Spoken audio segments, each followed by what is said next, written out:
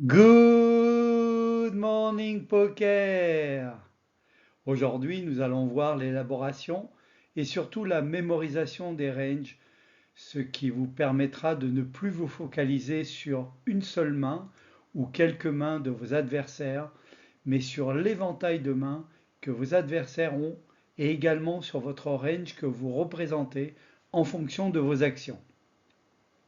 Le but est de faire une lecture, un read, des mains de vos adversaires et de vous rendre illisible vis-à-vis d'eux tout en jouant le plus près de la valeur effective de vos mains.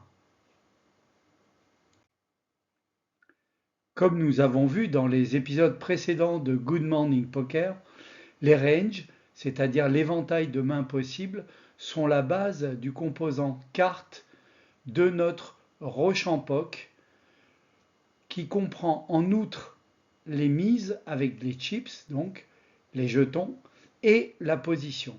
Nous allons partir d'un range de base d'open de 25% et le modifier en fonction d'abord de la position, puis dans un prochain épisode de la réaction aux mises des adversaires. Pourquoi 25%? Il s'agit d'un joueur ni tight ni loose et parmi les 169 mains possibles, 13 x 13, certaines sont assorties et d'autres non. Certaines sont des paires, ici en bleu. Les cartes assorties, on dit suitées aussi en jaune. Et les cartes non assorties, avec deux couleurs différentes, en rouge. On dira donc suité pour les cartes assorties et off-suite ou off pour les cartes non assorties. Attention, ces cartes sont les 25% des meilleures cartes si on jouait à la bataille et si on allait au showdown. Il s'agit de cartes qui sont puissantes, y compris pour réaliser top pair ou deux paires, mais ça serait des mains typiques si on jouait simplement à la bataille et si au poker on allait systématiquement au showdown. Donc, ces mains n'ont pas forcément une valeur de réalisation pour faire des brelans, des quintes ou des couleurs hautes, tout ce type de mains qui battent une paire ou deux paires dans la règle du Texas Hold'em. C'est aussi une autre raison, c'est pour rajouter des cartes qui vont permettre des tirages et donc de faire folder avec des bluffs, comme nous avons vu dans un épisode précédent sur les bluffs, des mains meilleures, probablement qui ont une top paire avec un kicker faible, voire deux paires par rapport à un brelan ou à un tirage quinte ou couleur. Donc, ce range raw correspond aux 25% des meilleures mains du poker si on allait au showdown.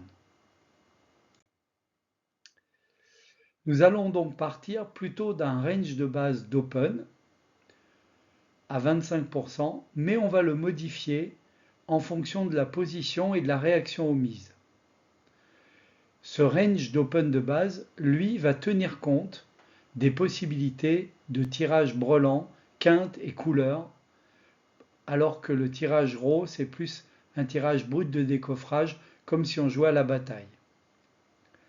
Si vous, êtes dans un jeu où il y a beaucoup de gens qui vont jusqu'au showdown, le range raw est meilleur, alors que si vous avez des gens qui peuvent folder ou qui ne vont pas systématiquement être des calling stations sur vos bluffs, eh bien vous pourrez plutôt utiliser ce range d'open de base à 25%. C'est celui que vous trouvez lorsque vous utilisez des simulateurs de range, par exemple des outils que vous trouverez en ligne.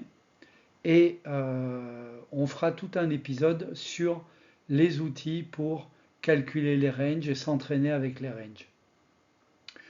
La maîtrise des ranges, c'est ce qui fera la différence entre un joueur qui joue à la bataille, un fiche de base, et vraiment les bons joueurs de poker. Alors, l'autre point, ça va être de décrire ce range à 25%. Donc on voit que on a toutes les paires, toutes les cases bleues, de la paire de 2 jusqu'à la paire d'As. Et évidemment, les petites paires qui sont en dessous de la paire de 7 ou de la paire de 6 sont surtout des paires que l'on va essayer d'emmener post-flop pour faire un brelan et qui vont donc battre les fameuses top paires et deux paires des joueurs, on va dire, plus axés sur la hauteur des cartes.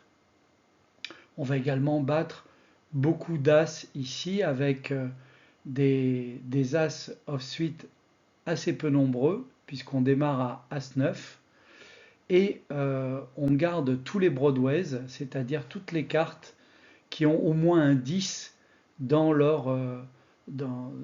dans les deux cartes ou plus. Par exemple, la plus faible, ça sera valet 10 off ou valet 10 suité. Tout ça, c'est des broadways, donc de as 10 à valet 10 et as 10 au-dessus jusqu'à as roi, et la même chose pour les cartes suitées. Roi 10 jusqu'à roi dame, dame 10 jusqu'à dame valet et valet 10. Ensuite, on va garder tous les as suités, donc de as2 suité jusqu'à as roi suité, tous les rois suités à partir de king 5, facile à retenir, king 5 suité, et on va garder également toutes les cartes suitées avec un pivot suité à 8. Qu'est-ce que ça veut dire? C'est là où il y a la flèche sur le dessin. Un pivot suité à 8, ça veut dire que dès que la carte contient un 8 et que les deux cartes sont assorties, ou plus, eh bien, ça fait partie de notre range. Ça va nous permettre de mémoriser très facilement lorsque on sera en train de regarder nos cartes. Est-ce que je suis dans le range d'open de base à 25%? Alors j'ai, par exemple, valet 5 suité. Non. Valet 8 suité. Oui, il y a un 8 dedans. Dame 9 suité. Oui, c'est supérieur à 8. Pour ce qui est des off-suite, vous avez tous les Broadway, donc on n'a qu'une seule carte off-suite qui n'est pas un Broadway, qui est As-9 off-suite, et As-9, on l'appelle la Dead Man, parce que dans une légende au Far West, le gars, il avait, dans le poker avec 5 cartes, il avait As-9, et il s'est fait descendre, vous trouverez ça sur Internet. Et donc en fait, il avait full où il avait des as et des neufs, et donc on l'a appelé la dead man parce que le gars, quand il est mort, on a vu cette main-là. Bon, peu importe, l'essentiel c'est de pouvoir mémoriser as-9, dead man, et voilà. Il y en a qui ne la prennent pas cette carte-là et qui commencent à as-10, donc ils ne prennent que des Broadway off suite. Voilà pour mémoriser, c'est très facile donc. Toutes les paires, tous les Broadway off suite, plus Deadman, pivot suité à 8, plus tous les As suités et King 5 suité ou mieux. Voilà pour la mémorisation du range de base. Maintenant, on va faire varier ce range de base en fonction de notre position. D'abord, on est en début de parole. Alors, en début de parole, sur un full ring, donc avec 9 ou 10 joueurs, 8 joueurs d'ailleurs, early position, EP, ça correspond à UTG et UTG plus 1. Si vous êtes en 6 max, c'est simple, vous n'avez plus de early position, vous considérez que vous êtes en middle position, et donc vos ranges vont commencer avec la middle position et non pas la early position qu'on voit ici. Alors comment mémoriser le range d'ouverture en early position? Vous voyez qu'il est plus serré que les 25%. On n'ouvre que 16% des mains. On ne garde que les paires à partir de route 66. Donc c'est pour mémoriser. Route 66 ou plus, donc paire de 6 jusqu'à paire d'as. Ensuite, au niveau des as, on garde tous les as suités. Le pivot n'est pas à 9, à 8, mais il est à 9. Donc toutes les cartes suitées supérieures ou égales à 9, comme Dame 9, 10, 9, etc. Concernant les As off-suite, on est sur Johnny Moss. As 10 off, c'est la carte préférée de ce joueur, qui était un des meilleurs joueurs au monde, qui nous a quittés il y a quelques années. Et donc, Johnny Moss, il adorait As 10 off, et ça vous fait quelque chose pour mémoriser cela. Et puis sur les Broadway, alors la grande surprise, on a le fameux triangle des mauvais Broadway.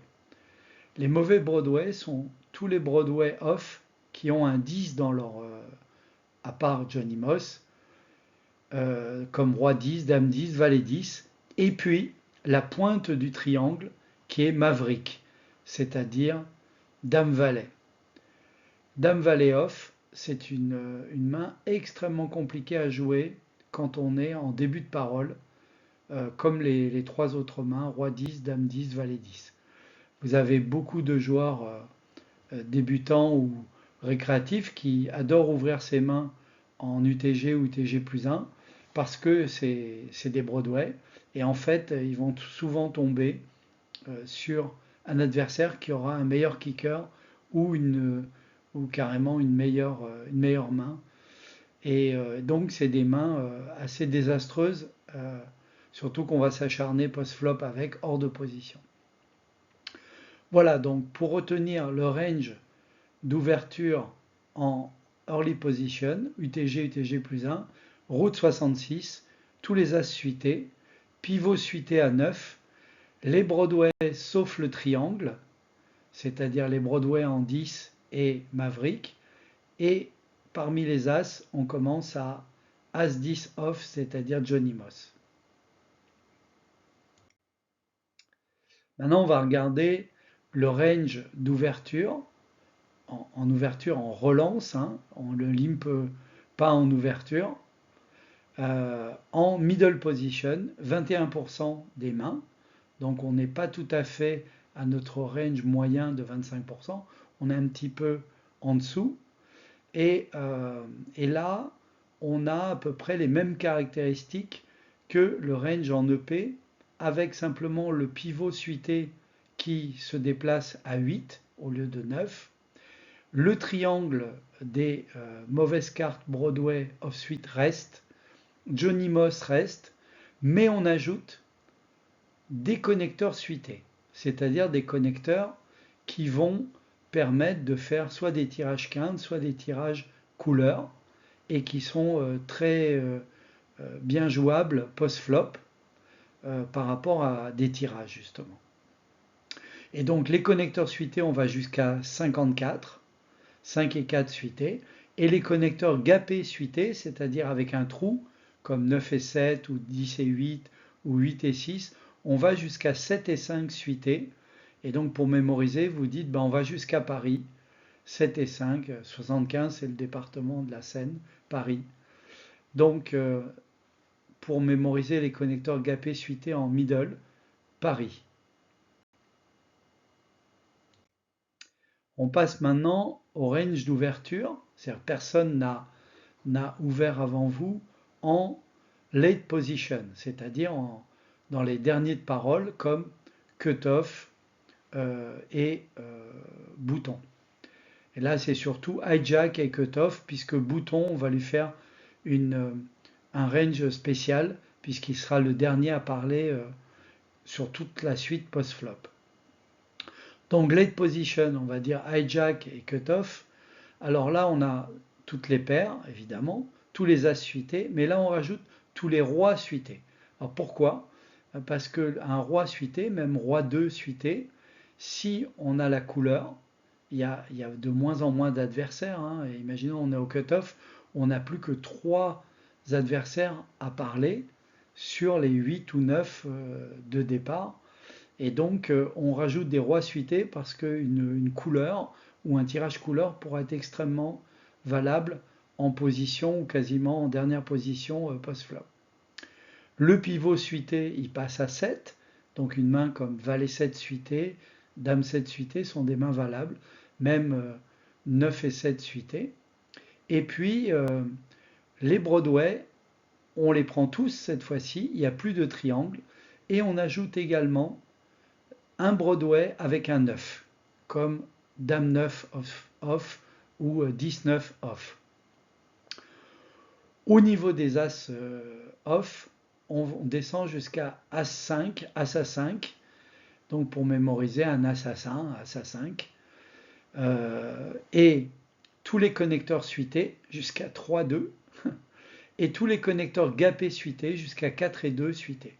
Donc on voit que les petits connecteurs suités ou gapés suités, avec un trou entre les deux, sont d'excellentes mains lorsqu'on est en late position, et sont des mains évidemment qui, à la bataille, au showdown, n'ont aucune valeur, et donc ce sont des mains spéculatives qui permettent soit de finalement toucher une quinte ou une couleur, soit de faire folder des mains bien meilleures parce que le flop, le board est très drawy, et donc l'adversaire pensera que vous avez touché dans un bluff, que vous aurez touché votre tirage.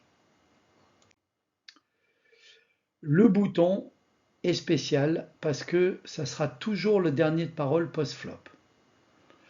Tous les As deviennent valables jusqu'à As-2 off, et notamment pour voler les blindes, puisqu'il n'y a plus que les blindes à parler après vous. Si personne n'a ouvert et que vous êtes au bouton, vous avez un range d'open de 40%. Certains vont même plus loin. On a vu dans les bluffs qu'on pouvait aller jusqu'à plus de 50% avec le bouton.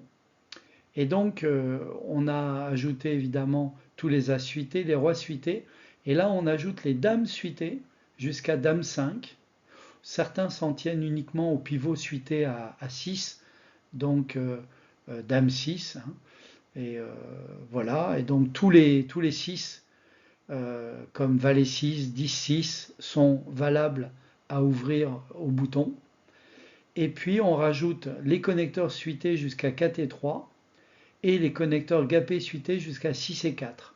Ce qui est un peu plus conservateur que les positions hijack et cutoff de ce point de vue-là, parce que vous aurez à lutter contre des blindes qui peut-être vont faire un re-steal, ou peut-être vont faire un donk bet, c'est-à-dire miser contre votre continuation bet, et vous aurez pas forcément connecté le flop avec votre petite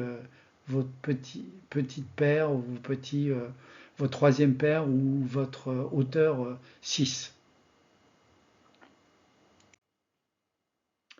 En résumé, pour avoir un bon range, un range effectif, le but est de partir des 25% des meilleures mains, de manière à être ni tight ni loose.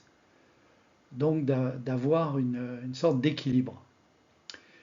Vous devez injecter dans votre range des mains spéculatives, et votre range est plus bas en début de parole. Il démarre à 16%, et il finit à 40% lorsque vous êtes au bouton. Donc vous augmentez votre range au fur et à mesure que vous vous approchez de la fin de parole. Pour augmenter votre range, vous ne l'augmentez pas par rapport à la force théorique de la main au showdown, mais par rapport au range de mains spéculatives qui s'ajoutent au fur et à mesure. Les petites paires, puis les connecteurs suités, les connecteurs gapés suités, les As suités, les Rois suités, certaines Dames suitées, et le pivot suité, c'est-à-dire la main la plus basse dans les deux cartes, qui sera assortie avec un 9 en début de position, un 8 en milieu de position, un 7 en position tardive, et un 6 au bouton. Et suivant la position également, les As off, il faut être très prudent. As 10 à partir du early position, As 5 en milieu, et As 2 quand vous êtes vraiment au bouton. Le bouton est très loose, et notamment avec des connecteurs et des mains suitées. Attention au Broadway bas, notamment les Broadway avec un 10 et Maverick en offsuit. Voilà pour les ranges et la mémorisation des ranges pour tenir compte de la position. Dans le prochain épisode, nous verrons la réaction en fonction des mises des adversaires avant que nous ayons pu ouvrir. À bientôt!